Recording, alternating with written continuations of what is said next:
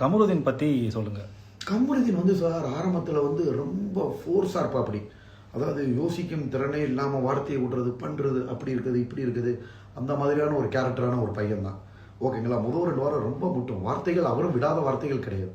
ரொம்ப வார்த்தைகள் விட்டு முரட்டுத்தனமாக இருப்பா அப்படி. பட் நாள் ஆக 3வது வாரம் 4வது வாரம் நாங்கள் நல்லா பேசுகிறப்ப நானே ஸ்வீட்டாக பேசுகிறேன். என்னம்மா கமருதீன் செல்லம் அப்படிலாம் வார்த்தைகளை போட போட போட போட நாங்கள் 2 பேரும் சேர்ந்து வேலை பார்க்க புரிஞ்சுக்கிட்டோம். அப்படி கடைசி காரங்களாம் அண்ணே ரொம்ப இன்னசென்ட்டு சார், நீங்கள் என்ன நினச்சாலும் சரி ஷோவை விட்டு நான் 2 நாளைக்கு வர்றதுக்கு முன்னாடி என்ன தெரியுமா சொல்கிறேன், அப்படி ஜெயிலில் இருக்கப்ப இவரெல்லாம் இல்லாமல் என்னடா ஷோ, எனக்கே ஆச்சரியமா இருக்கு. அதே மாதிரி சண்டை நடந்துகிட்டு இருக்கப்பயுமே அவர் அரோரா சப்போர்ட்டர்.